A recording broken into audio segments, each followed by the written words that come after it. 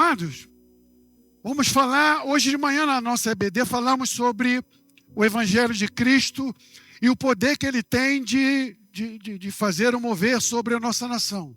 Falamos na nossa EBD aqui que não devemos nos deixar contaminar pelas coisas do mundo. E que se a gente quer um país melhor, quem vai fazer diferença somos nós. Com a pregação do Evangelho, as boas novas de salvação. Porque ele tem o poder de transformar pessoas e transformar situações. E nós vamos seguir na mesma linha, com esse tema lindo da nossa igreja. Eu fiquei tão feliz de ver o Ministério de Louvor, né, ter cantado o nosso tema, né? Cristo em nós, esperança para o mundo. Cristo em nós. Então nós somos os portadores das boas novas da salvação, isso. Então vamos falar de um grande teólogo, de um grande pastor, de um grande missionário, um grande evangelista, que foi o apóstolo Paulo, transformado por Cristo Jesus.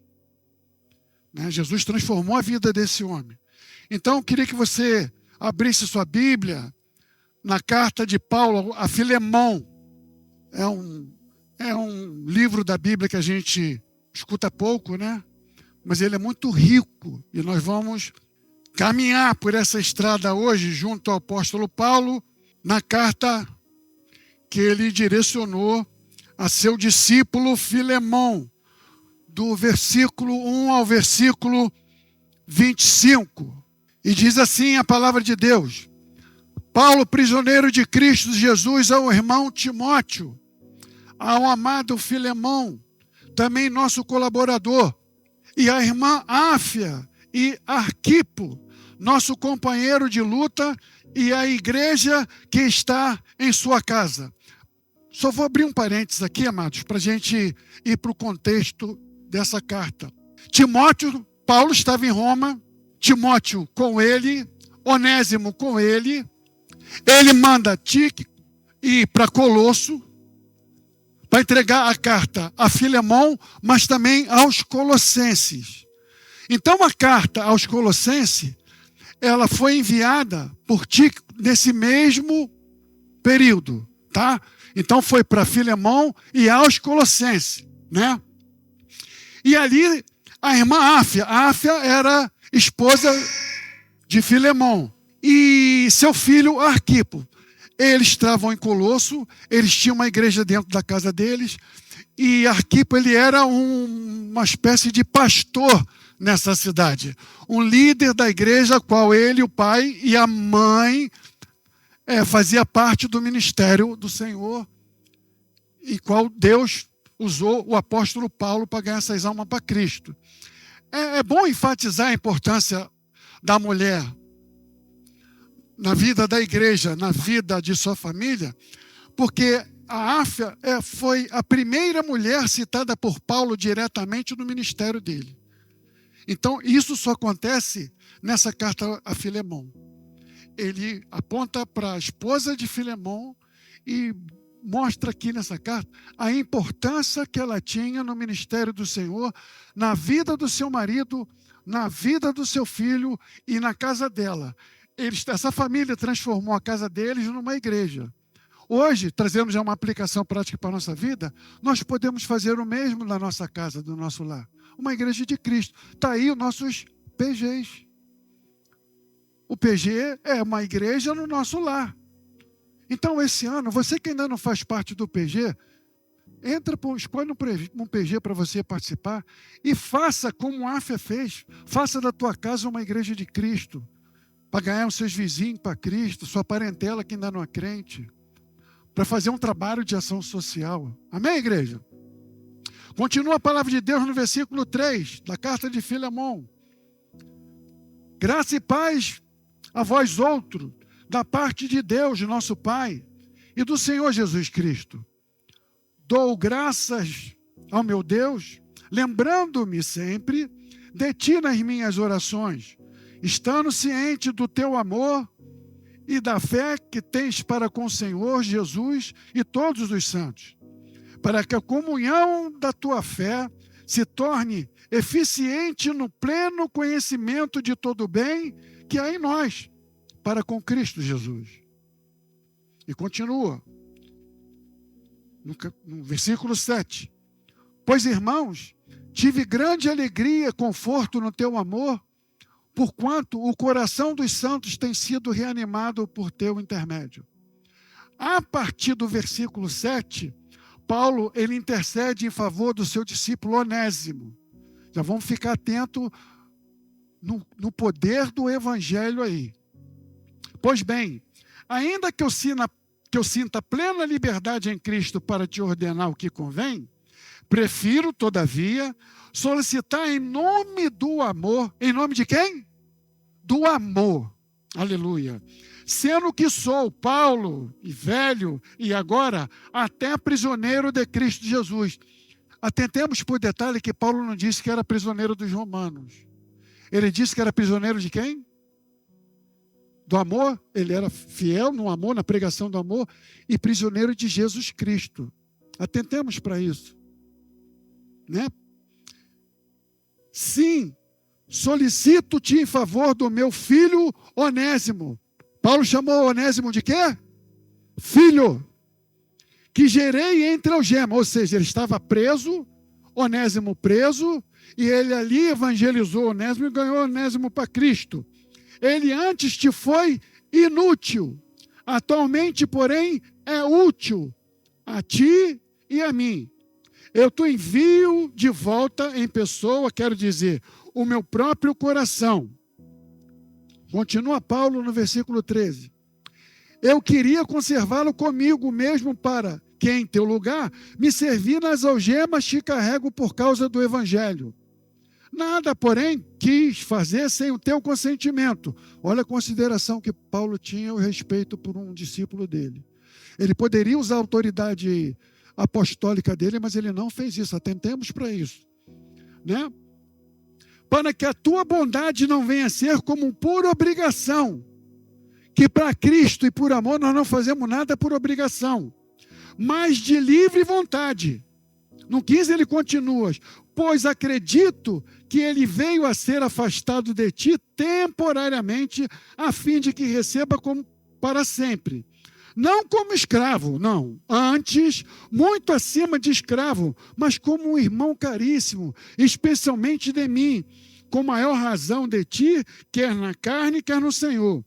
Se, portanto, me consideras companheiro, receba-o como se fosse a mim mesmo, diz Paulo.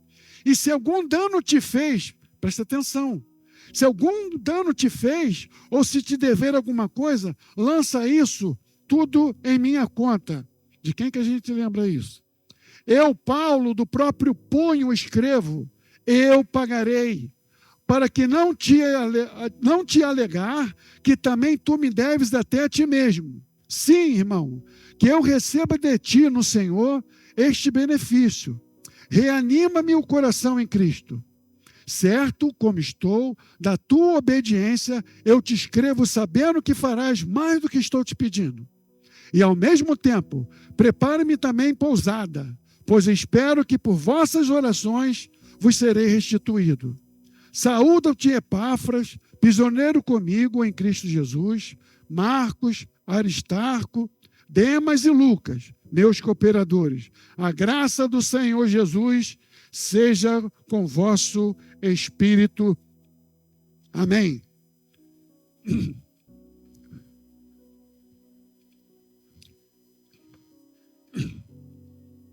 Amados, Paulo estava preso em Roma nos anos 60 depois de Cristo, e essa carta ele foi entregue aos Colossos, como eu abri um parênteses, por Tíquico. Então, estava em Roma, Paulo, Timóteo e Onésimo. Ele mandou Tíquico ir a Colossos, levar a carta aos Colossenses e levar essa carta para Filemão, e no contexto também para pregar essa carta para Áfia e o seu filho, né, Arquipo, que eles tinham ali um ministério. E Filemão, ele era um cristão rico em Colosso, discípulo de Paulo, parceiro deste ministério, E ele tinha uma igreja em sua casa, em Colosso, que é na Ásia Menor, onde fica a Turquia hoje. Conforme eu falei para os irmãos, a gente precisa entender, já uma mensagem para a gente, servo do Senhor Jesus hoje, que essa família em Colosso, ela tinha uma igreja na casa dela. Então isso já fica de experiência para a gente hoje, que eu creio que Jesus esteja esperando que nós façamos do nosso lar sua igreja.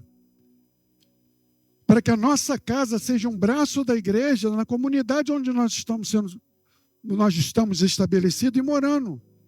Para que os vizinhos vejam na gente um evangelista, uma pessoa que eles podem procurar apoio, procurar refúgio para uma oração, para um trabalho social, porque isso é função da igreja. Então nós olhamos aqui e vimos o grande exemplo que esse homem Filemão, a sua esposa e seu filho estão deixando para a gente. E ele estava onde? Em Colosso, lá na Ásia Menor. Paulo estava onde? Em Roma. E a gente precisa entender que tudo começou com a perseguição da igreja onde? Em Jerusalém. Olha o propósito de Deus para as igrejas. Por causa da perseguição de Jerusalém, eles saíram de Jerusalém, se espalharam pelo mundo e chegou até aqui. Só que ele não pode terminar aqui, em mim. Não pode terminar em nós. Ele tem que continuar. E que assim seja, começar por nossa família. Nós devemos ser sacerdote em nosso lar. Para ganhar os nossos, a nossa parentela, nossos amigos, mas ir também para os vizinhos. A nossa igreja está estabelecida em Macaé para a gente mudar esse quadro do mundanismo em Macaé. Isso é função é a função da igreja. Eu não posso esperar para o prefeito, para o governador, nem presidente da república, não. Nós que temos que mudar esse quadro. E essa carta nos chama a isso. Onésimo era um escravo de Filemão, em Colosso, que roubou o seu senhor, fugiu para Roma e estava preso. E o interessante que a gente vai ver o mover do evangelho na vida do Onésimo, de Paulo, de Filemão e toda a sua família, e de uma cidade alcançada pelo Senhor, que o nome de Onésimo significava útil. Veja, um homem com nome que significa útil, bandido, ladrão, escravo, fugitivo, condenado à morte. Mas a gente vai ver no decorrer dessa lição, dessa mensagem, como é que as coisas se encaixam, né? E qualquer que roubasse ou furtasse na época de Jesus, na época de Paulo, eles eram condenados à morte. Então, a atitude que Onésimo fez em roubar o seu senhor e fugir, ele já estava condenado à morte. Como é que um homem que está condenado à morte pode ter um nome que significa útil? Vamos pensar nisso. Este é o quadro desta carta a Filemão. Esta carta é rica em ensinamento como o verdadeiro cristão deve proceder. Ou seja, como Cristo nos olhou. Eu costumo dizer que nós temos que olhar para o nosso próximo com o mesmo olhar que Cristo nos olhou. Cristo nos olhou com um olhar piedoso. Esse olhar que Paulo teve por um escravo condenado à morte e que solicitou, através dessa carta, que o seu outro discípulo, rico, bem-sucedido na vida, olhasse o seu irmão. E é esse olhar que nós temos que ter. Quando você se deparar com alguém que está cometendo qualquer tipo de delito na rua aí, ou se comportando de uma maneira completamente daquilo que Deus quer que aquela pessoa se comporte, que fira os mandamentos do Senhor, nós temos que ter um olhar piedoso, porque foi esse olhar que Jesus nos olhou. E crer que o Evangelho pode transformar a vida de qualquer, e eu sou testemunha viva do poder que o Evangelho tem de transformar a vida, pois transformou a minha. Eu costumo dizer que eu prego um Jesus que fez milagre, porque o maior milagre da Bíblia foi o meu, e eu não estou na Bíblia. O maior milagre que Jesus fez foi sua vida. Você também não está na Bíblia. Os que estão na Bíblia não pode nem colocar, nem tirar quem está lá. Mas nós pregamos um Jesus vivo, que fez milagre ontem, que faz milagre hoje e que vai fazer milagre para a eternidade. É esse Jesus que nós temos que pregar. Os nomes mudaram, os nomes se foram, nós mudamos, mas Jesus não muda. Deus não muda. O Espírito Santo de Deus não muda. A palavra de Deus não muda. Aleluia. Amém, igreja? Então nós vamos para o nosso tema, que é o Evangelho, poder de transformar pessoas e situações. E nós vamos aí no primeiro ponto. O Evangelho gera comunhão verdadeira, do versículo 1 ao 7. Quando diz que Paulo era prisioneiro, como nós lemos, que ele mandou a carta lá para Colosso, para aquela família, e que Paulo disse que Onésimo era discípulo dele, e que Filemão também foi, e que ele viesse a receber ele como a si próprio, e que ele pagaria as suas contas, né? Que ele não acreditasse a ele a dívida, que ele, Paulo, assumiria a dívida de Onésimo, como seu discípulo na fé. Então, esse primeiro ponto aí, o Evangelho gera comunhão verdadeira. Antes de tratar conflito, Paulo reconhece a fé do amor de Filemão. Antes de mais nada, ele apela para o amor. Que quem está em Cristo, ele tem que colocar o amor em primeiro lugar, porque foi esse amor que Deus nos amou. Deus amou tanto, vamos lá, que deu seu Filho para todo aquele não pereça. Deus, por amor. E Jesus se doou no nosso lugar, pagando uma dívida minha e a sua, que a gente não tinha como pagar, Então é isso que Paulo está pregando. Atentemos para essa mensagem. Começa elogiando e não acusando. Ele mostra que a base da vida cristã não é o status social, mas a comunhão em Cristo. Filemão era um homem muito influente, mas Paulo o trata como irmão. O Evangelho cria uma nova família. E não há servo, e não há senhor, mas há irmãos. Louvado seja o nome de Jesus por isso, que ele criou isso na família cristã, na família dele. O prefeito e o lixeiro, para Cristo, não tem diferença nenhuma. Se não tem para Cristo, também não pode ter para a gente como igreja. O prefeito vem aqui, joga um tapete para o prefeito. Aqui, prefeito, senta aqui, pega a cafezinho do prefeito. Aí entra um lixeiro ali. O lixeiro é um eleito e o prefeito não é. O lixeiro vai para o céu e o prefeito vai para o inferno. E agora? Nós não sabemos quem é eleito. E nós não podemos tratar isso. É isso que Paulo está falando. Precisamos lembrar que Filemão era um homem muito importante na sociedade em Colosso. Era um homem de sociedade, era um homem de bens. Aqui, ó, ele estava aqui. E Paulo estava falando, olha, esquece o status social.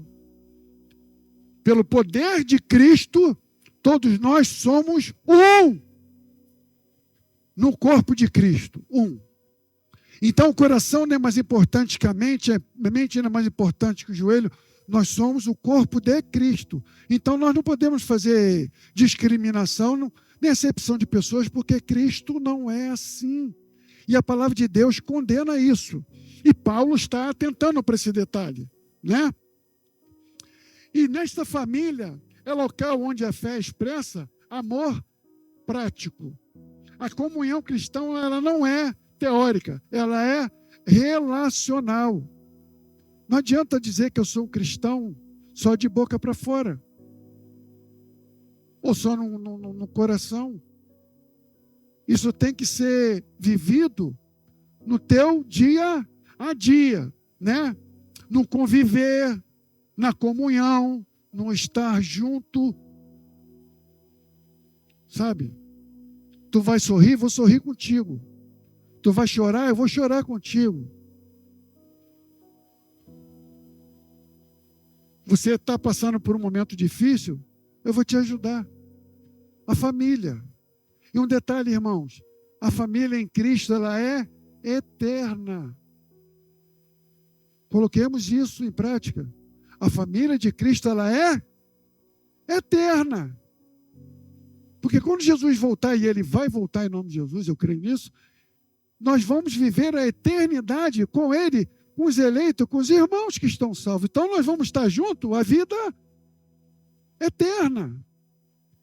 Então temos que começar isso aqui. O próprio Paulo disse que façamos o bem antes que desfaleçamos, mas façamos bem a começar pelos domésticos, os domésticos da fé. O próprio Paulo nos ensinou isso. É aqui que a gente tem que cuidar um do outro. É aqui que a gente tem que amparar um ao outro. É aqui que a gente tem que olhar para o outro com um olhar piedoso, porque foi assim que Jesus nos olhou. Paulo ensina que o encorajamento abre a porta para a relação, o encorajamento abre a porta para a evangelização, o encorajamento abre a porta para tu se relacionar e viver bem com o teu irmão. E isso é algo que não pode ser teórico, tem que ser prático. E não é por imposição. Não por imposição. Você impor alguma coisa, ou você, por ter um cargo na sua vida lá fora, maior que o teu irmão, você achar que você é mais do que ele. Ou você ter um cargo, seja ele qual for, até eclesiástico, achar que você está acima do seu irmão. Exortar, a palavra de Deus manda a gente exortar. Exortar não é brigar não, irmão. A exortação, ela é santa. A exortação ela é bem-vinda. Ela deve acontecer. Porque um irmão chega para você para falar alguma coisa de algo que não está legal, é uma prova até do amor que esse irmão tem contigo. Em vez de te derrubar, te nocautear, se você está suja, simbolicamente falando, ele tem que te dar um banho. Se você está fraco espiritualmente, ele tem que te alimentar. E se ele estiver se sentindo sozinho, você tem que caminhar com ele. E isso é que Jesus espera que nós façamos. E Paulo está dando um grande exemplo disso aqui para a gente hoje. Jesus chamou você hoje aqui para falar de Paulo. E Paulo falou para os coríntios, né? Sejais meus imitadores. Começou de quem? Começou de quem? Ele falou, olha só, ele trouxe a igreja de Corintos para ele, ó. Sejais meus imitadores. Mas a coisa ficou aqui?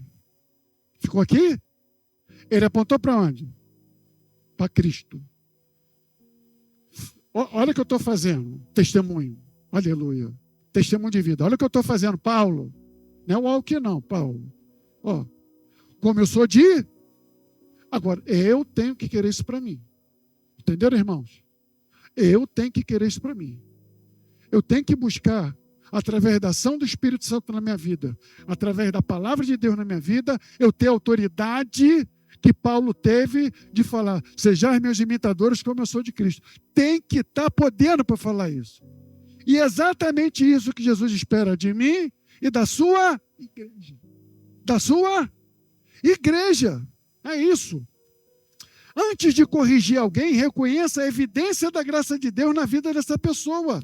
Onde o evangelho reina, os relacionamentos são marcados por graça e não por orgulho, por soberba, por prepotência, por preconceito, né? Se achar melhor que o outro. Isso está repreendido em nome de Jesus na vida da igreja de Cristo, né? Nós temos que, antes de olhar para o irmão ou corrigi-lo, ou apontar o dedo para ele, né? Nós temos que atentar à evidência da graça de Deus na vida de um pecador, saber que Jesus, o seu evangelho, tem a capacidade de mudar pessoas, de mudar situações. Esse é o tema da nossa lição hoje.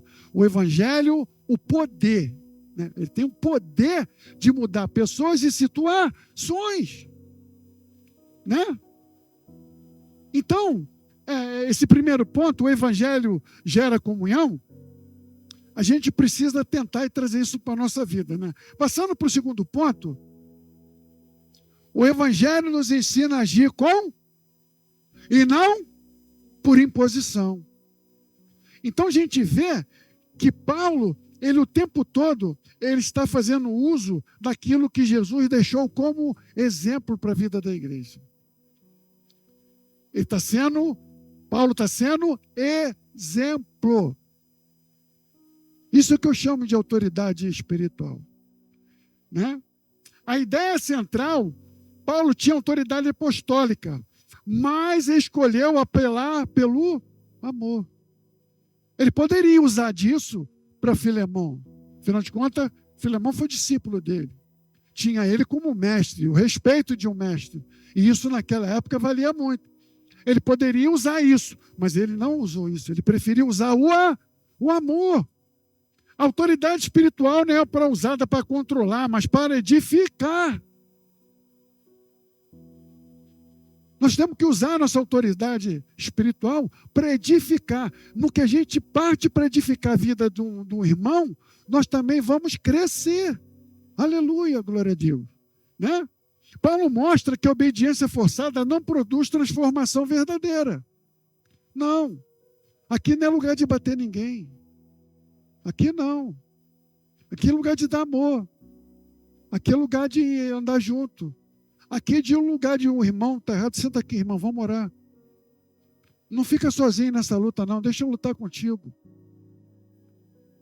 Não vai buscar lá fora apoio, não. Porque lá fora tu não tem apoio para ter, não.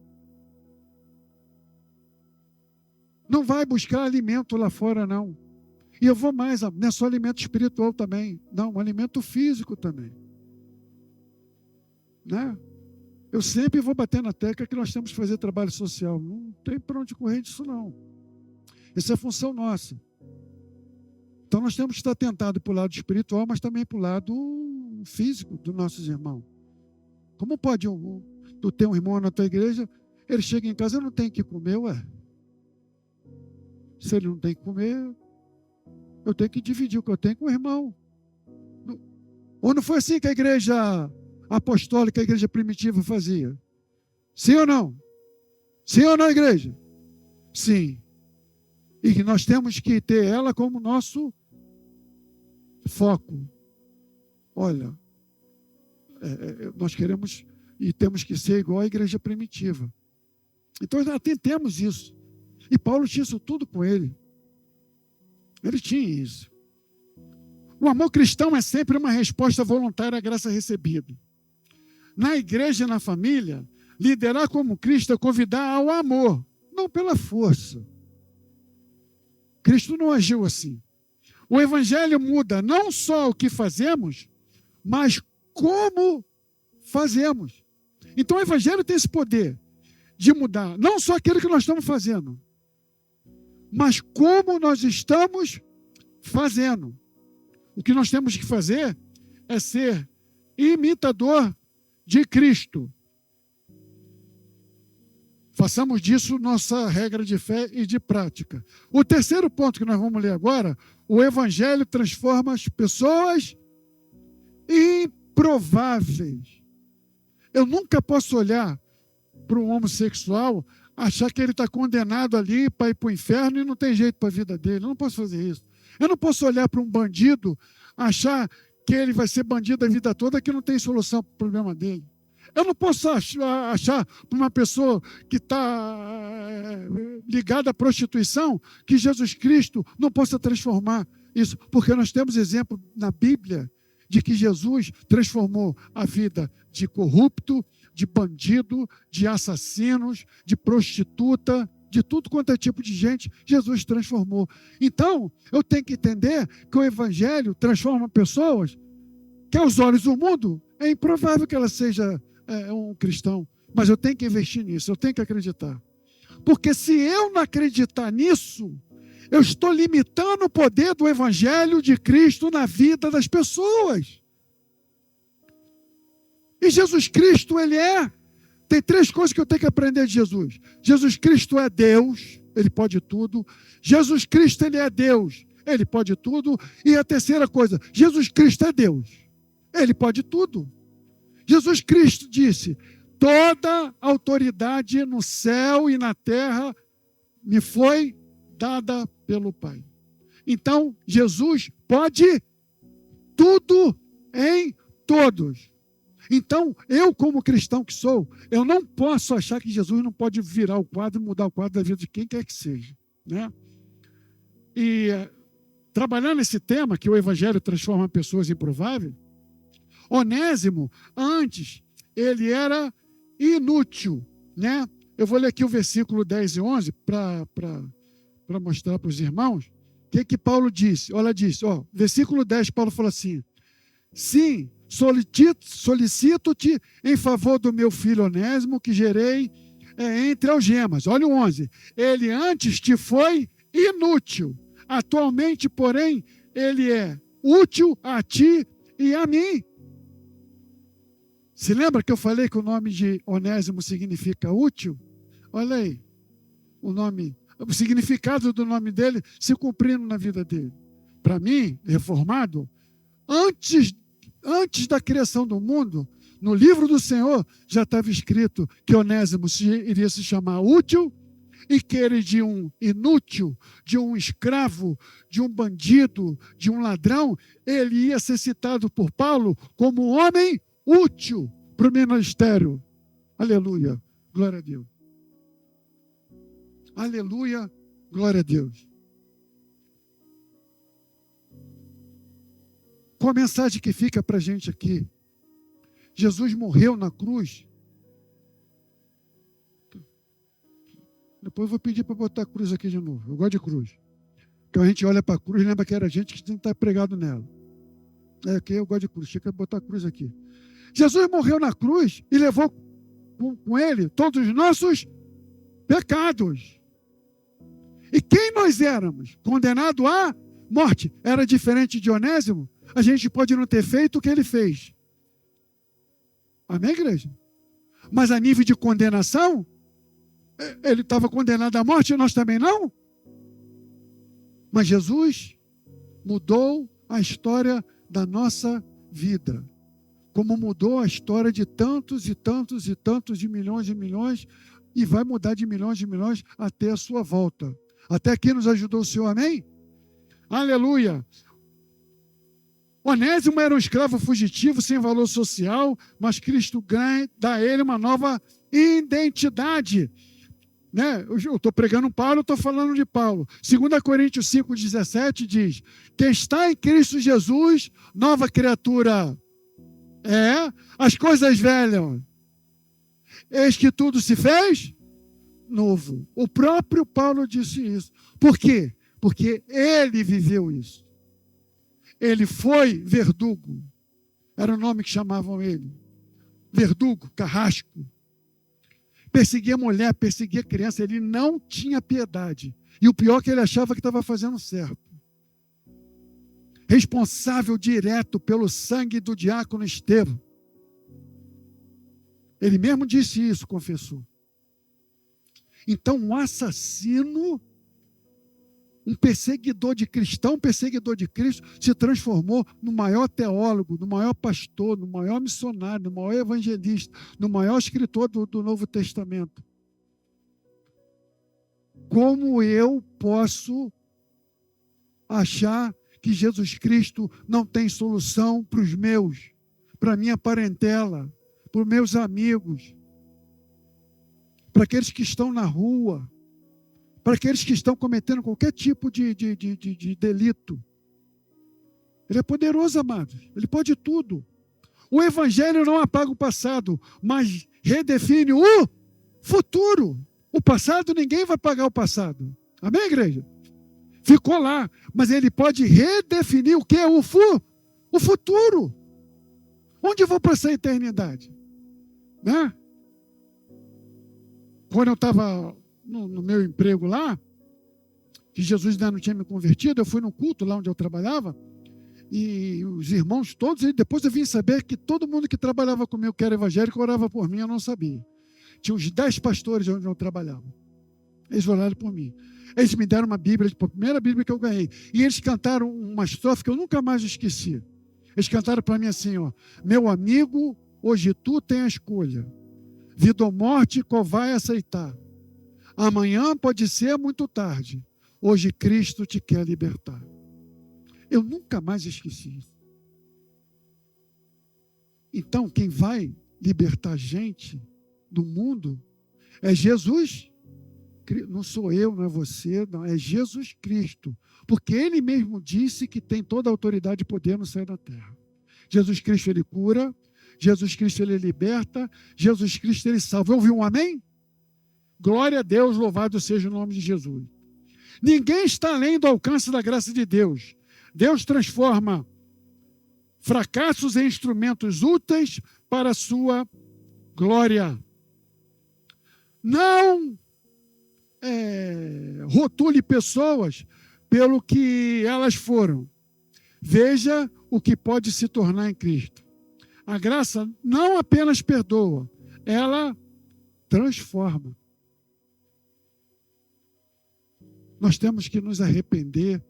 O Espírito Santo, ele vai nos convencer do pecado, da justiça, do juízo, que a definição, já ouvi tanta definição errada do Espírito Santo. Jesus Cristo, no Evangelho de João, capítulo 16, ele dá a definição do Espírito Santo. Ele diz que o Espírito Santo vai falar aquilo da tua palavra, ele vai pregar aquilo que Jesus pregou, aquilo que Jesus falou, e o Espírito Santo, ele vai glorificar o nome de Jesus. Qual a interpretação que a gente tem que dar nesse texto? Se o Espírito Santo não estiver em qualquer coisa que eu vou fazer, porque Jesus não vai estar naquilo, Deus não vai estar naquilo. Agora, tudo que o Espírito Santo tiver, vai culminar com a glória do nome do 100, aí ele está nisso. E qual é a pergunta que eu tenho que fazer para saber se o Espírito Santo está em alguma coisa ou não? Isso que eu estou fazendo, ou isso que eu vou fazer, glorifica o nome do Senhor? Sim. O Espírito Santo está naquilo, eu vou. Glorifica o nome do Senhor? Não, estou fora. Está repreendido em nome de Jesus. Estou fora. É essa a posição. É isso que a nossa mensagem está falando hoje, né? A graça não só perdoa, mas ela transforma. O Evangelho transforma pessoas improváveis. É o terceiro ponto. Vamos para o quarto ponto agora. O que está escrito lá, igreja?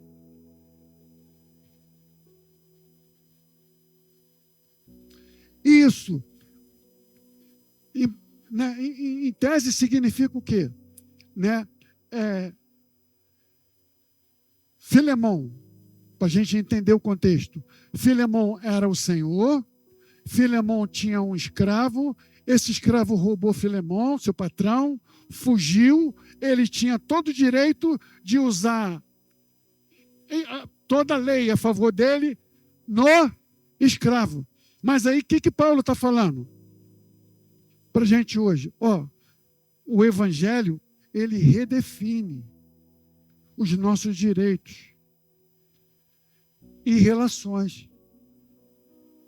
Eu preciso entender que aquele que está cometendo um erro hoje, o Espírito Santo pode tocá-lo, ele se arrepender, ele de um errante passar a ser uma grande luz de Cristo na vida dele. Eu preciso crer assim, varão. Eu preciso crer assim, varão. É isso que Paulo está passando para a gente hoje. Eu olhar para um irmão com olhar piedoso, mas quando eu olhar para alguém, eu entender não aquilo que aquela pessoa está fazendo, não aquilo que aquela pessoa está falando, não aquilo que aquela pessoa está dentro daquele contexto que não deveria estar ali. Eu preciso entender que existe um Cristo todo-poderoso, que o Evangelho, que pode mudar a situação daqueles que eu estou olhando hoje e não estou acreditando que possa, improváveis, que não possa ter solução para ele. Eu não posso fazer isso. Que quem viu aquela prostituta lá no poço de Jacó falou, é uma prostituta. Isso aí é teu marido? Não, os outros também não. Olha aí. Esperou o que de uma mulher dessa? Olha o que Jesus falou para ela, chama lá teu marido. Ele não é meu marido não, Jesus. Eu sei que não é. E os outros também não eram não. Tu não está me enganando não. Eu sou onisciente, eu sei o que tu está pensando, eu sei da tua vida. Antes de você nascer, eu sei, é isso que é Jesus. Antes de você nascer, Jesus já sabia quem você era. Antes de você nascer, Jesus já sabia o que você está fazendo hoje, para onde você vai daqui a pouco e para onde você vai no futuro. Mas eu tenho que crer que Jesus é Deus. Amém, igreja? Aleluia. Eu tenho que crer nisso, né? Paulo pede a Filemão que receba Onésimo como irmão, não como escravo. Paulo não confronta diretamente o sistema da escravidão. Ele não bateu na lei romana, em que dava ao senhor direito sobre seus escravos, e aquele que roubou, que fugiu, o direito do seu senhor de punir o seu escravo. Amém, igreja? Paulo não entrou nesse mérito, mas ele apelou, né? Mas a planta, que planta semente que destrói o quê? Essa barreira de eu redefinir esses direitos e relações humanamente falando. Essa postura dele vai fazer isso com ele, né? A fraternidade de Cristo, ou o amor ao próximo, que é o segundo maior mandamento. Se lembra que tinha: amarás a teu próximo como a ti mesmo? Amém? Amém. Aí veio outro mandamento. Jesus falou assim: lhes darei um novo mandamento. Ele disse, aí ficou mais difícil. Olha o que Jesus falou: ama teu próximo como eu vos amei. Aí eu te pergunto, o que a gente fez para Jesus nos amar? Né? Nós somos bonzinhos? Hoje, na nossa EBD, nós estudamos isso. Nós somos bonzinhos? Bonzinho? Nós somos bons? Não. Bom é Deus, o tempo todo. Nós somos pecadores. Nós já nascemos em pecado. A Bíblia diz que todos pecaram e destituídos estão da presença do Senhor. A Bíblia diz que quem separa Deus do homem é o pecado. Então nós precisamos trabalhar isso, viver isso, porque foi assim que Cristo viveu. Em Cristo não há superioridade espiritual baseada em posição social. Nós não podemos tratar uns ou outros aqui de acordo com a sua posição social, porque não é assim que Cristo nos vê, não. Amém, igreja? Isso está repreendido em nome de Jesus. O prefeito e o lixeiro diante de Cristo estão no mesmo nível ali. Lá fora, cada um tem seu cargo, exerce sua profissão. Mas na igreja, no convívio, o nosso convívio tem que ser relacional, mas como cristão que somos. Nós não podemos fazer acepção de pessoas, e não foi isso que Jesus nos ensinou, né? Receber Onésimo com o irmão exigia de Filemão abrir a mão dos seus direitos, é o que eu falei aqui agora. Filemão tinha direito de prender ele? Tinha. Filemão tinha direito de mandar matar Onésimo? Tinha. Mas aí Paulo não quis entrar nessa questão do direito que ele tinha. Por isso que ele falou que a coisa não poderia ser o quê? Forçada, por imposição. Tinha que ser no amor. Amém, igreja? A igreja está acompanhando aí? Amém? Aleluia. O Evangelho sempre nos chama a perder privilégio para ganhar irmãos. Aí vou fazer uma pergunta para a igreja. Não precisa responder, não. Fala para você mesmo, né? Como tratamos aqueles socialmente que têm menos poder que nós? E aí? Responde para você. Como nós temos tratado aquele irmãozinho que tem uma situação financeira ou social menor que a nossa? É uma pergunta que eu estou fazendo para vocês, que esse texto nos deixou, para a gente refletir. Será que eu estou tendo um olhar que Jesus teve por mim? Será que eu estou olhando para os meus irmãos que têm uma situação social bem menor que a minha, da maneira que Paulo pediu para Filemão olhar? A mensagem hoje é essa.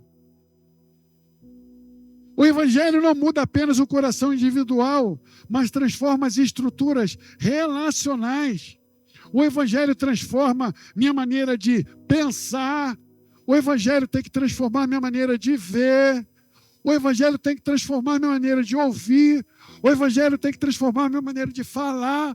O Evangelho tem que transformar a minha maneira de sentir. O Evangelho tem que transformar a minha maneira de agir. Até aqui nos ajudou o Senhor. Amém, igreja? Aleluia! Glória a Deus! Isso está centrado a palavra de hoje. Né? Vamos passar para o quinto e último ponto. O que está escrito lá, igreja? O Evangelho nos chama à reconciliação sacrificial. Amados, antes da gente tratar aqui esse ponto que é o último, tudo na vida exige um sacrifício. Você consegue entender isso? Pode ter um sacrifício financeiro, pode ter um sacrifício pessoal, pode ter um sacrifício do seu tempo. Você dedicar o seu tempo à sua profissão para que através dela vidas sejam alcançadas, para que um trabalho social seja bem feito, né? Eu vou bater sempre nessa área do social, não adianta. Onde eu botar uma planta no meu pé, eu vou falar de evangelho, vou evangelizar, mas eu também vou falar da área social. Tiago, irmão de Cristo, falou assim: o que adianta tu dizer para o irmão, vade, ide em paz com Deus, a paz do Senhor, sem dar a ele o mantimento cotidiano? Tiago, irmão de Cristo, falou isso. Ele disse que a fé sem obra, ela é morta. Obra não salva ninguém, mas ela tem que ser feita, porque na obra social você expressa o amor de Cristo por aqueles que estão necessitados. Jesus espera isso da gente, como igreja nós temos que trabalhar isso, irmão. Né? Paulo se oferece a pagar uma dívida de Onésimo. Quando eu li esse versículo, eu falei para vocês, lembra de quem? Paulo está se oferecendo a pagar a dívida do Onésimo. Quem se ofereceu para pagar a minha dívida tua? Fala o nome dele. Jesus. Então Paulo está agindo como Jesus. Ele está sendo imitador de Cristo, né? A reconciliação verdadeira sempre envolve custo. Ajudar um irmão, socorrer um irmão, liberar perdão, ser família desse irmão, né? Muitos irmãos aqui, muitas vezes estão sozinhos. Então, nós como igreja temos que ser a família desse irmão, dessa irmã, que muitas vezes está sozinho. Muitas vezes tem irmãos nossos e irmãs nossas que tem um monte de filho, um monte de neto, mas estão sozinhos. Né? Eu creio que muitos dos irmãos aqui no PG, visitando, irmãos e irmãs, já se depararam com essa cena. Eu já me deparei, eu saí de lá da casa dessa irmã acabado. Acabado, irmãos. Porque a irmã tinha filhos e netos, ela disse que estava sozinha. Né? Aí Deus disse que nós temos que honrar nosso pai e nossa mãe. Nós temos que ter família? Temos. Temos que viver nossa família? Temos. Mas não temos que honrar pai e mãe. É nesse momento que a gente vê. E eu glorifico a Deus, porque eu e minha esposa sempre fomos assim. Sem ser crente, a gente vivia isso. Que os últimos anos de vida do meu pai ficou dentro da minha casa doente, minha mulher ajudou a cuidar do meu pai. Meu pai morreu na minha casa.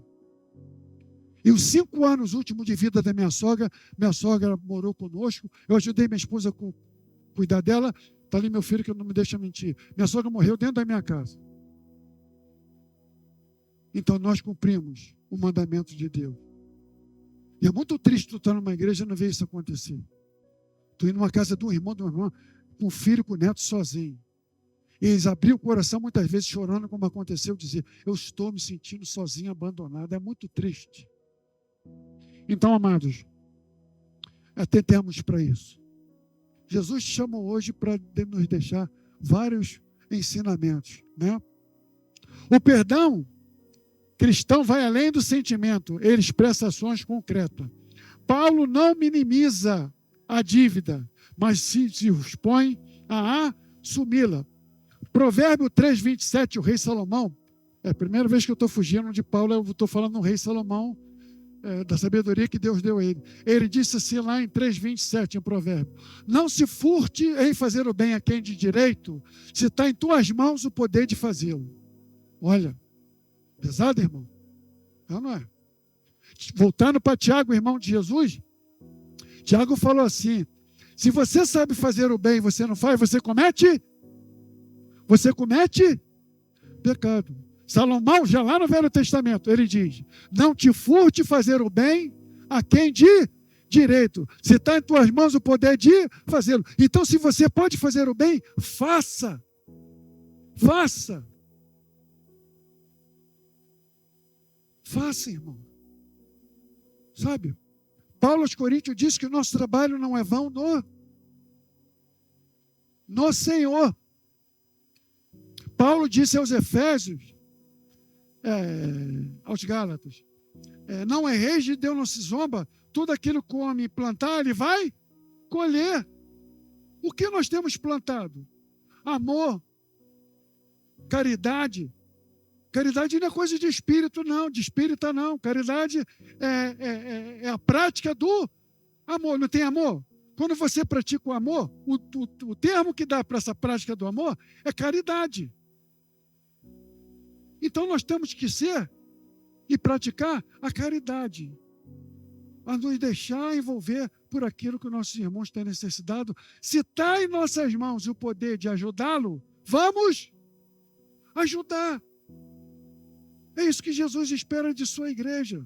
Amém, irmãos? Paulo não minimiza a dívida, mas dispõe a assumi-la. Isso reflete um coração do Evangelho. Cristo pagou o que não devia para reconciliar aquele que não podia pagar. Não foi isso que Cristo fez com a gente? Ele pagou uma dívida que a gente não podia pagar, né? Eu gosto dessa frase. Pela imputação da justiça de Cristo, nós fomos declarados justos. Nós não somos justos porque nós somos santos. A Bíblia diz, não há um só justo. Nós fomos declarados justos pela imputação da justiça de Cristo. Porque Ele pagou uma dívida que eu, você, nós não poderíamos pagar. Amém, irmãos? Deus seja louvado. Estamos dispostos a pagar o preço da reconciliação? Deixar para trás essas coisas todas? E olhar para o nosso irmão com olhar piedoso? Onde o Evangelho governa, a reconciliação é a prioridade. Concluindo, o Evangelho transforma corações, toda a igreja redime, derruba, produz. Filemão é um teste prático da fé. Se o Evangelho é verdadeiro no coração, ele será visível nas relações, né? Quem é o Onésimo? Vai uma pergunta para a gente terminar. Quem é o Onésimo que Deus está pedindo para que você receba, mas não como devedor, mas como irmão? Será que existe um Onésimo na nossa família? Que a gente não tem que receber ele como devedor, mas como irmão? Será que a gente não tem que passar por cima, perdoar esse irmão, plantar o amor, pregar o Evangelho para ele e recebê-lo como um irmão querido, né? Ele pode estar onde? Na nossa família, ele pode estar na igreja, pode estar no teu trabalho, na tua vizinhança. Vamos pregar o Evangelho a todas as criaturas. Olhemos para nossos irmãos com um olhar piedoso, que foi esse olhar que Cristo nos olhou. Paulo, aos Efésios capítulo 2, versículo 2, a parte B, ele diz assim: suportando uns aos outros em amor. Terminando, eu vou ler um discurso que um universitário americano, ele disse na sua formatura, lá nos Estados Unidos. Ele disse assim, os rios não bebem sua própria água. As árvores não comem seus próprios frutos. As flores não espalham sua fragrância para si. O sol não brilha para si mesmo. Viver para os outros é uma regra da natureza. A vida é boa quando você é feliz, mas a vida é muito mais feliz, ou melhor, quando os outros estão felizes por sua causa. Sabe? É uma frase que me chamou muita atenção. esse jovem na sua formatura, que poderia ter falado tantas coisas. Ele falou do amor ao próximo. E esse tema que a gente viu hoje, nós temos que Jesus nos amou. E Ele quer que nós amemos aos nossos próprios, independentemente daquilo que Ele seja ou que Ele faça. Porque nós temos que crer no poder do Evangelho, da transformação. Feche seus olhos. Vamos orar. Meu Deus e meu Pai, em nome de Jesus. Obrigado por Tua palavra que é viva, ela é eficaz, ela é verdadeira. Obrigado, Deus, porque grandes ensinamentos tem o Senhor a nos revelar através desse tema que estudamos hoje, da carta de Paulo a Filemão e aos Colossenses, que tivemos com o tema que o Evangelho pode transformar pessoas e situações. Nós cremos nisso. Ajude-nos, ó Deus, a olhar para o nosso irmão com um olhar piedoso, porque foi esse olhar que Jesus nos olhou. Ajude-nos, ó Deus, a viver, porque essa mensagem nos ensina que o Evangelho transforma corações, que redefine relacionamentos, que derruba barreiras sociais, que produz perdão e reconciliação. Tenha misericórdia de nossas vidas e que nós possamos viver Cristo, para que através da nossa vida venhamos resplandecer a luz dele, para que todos saibam que Jesus Cristo, Ele cura, Ele liberta e Ele salva. Receba nossas orações, pois fazemos em nome de Cristo, que vive e reina para sempre. A Igreja de Cristo diz: aleluia, glória a Deus.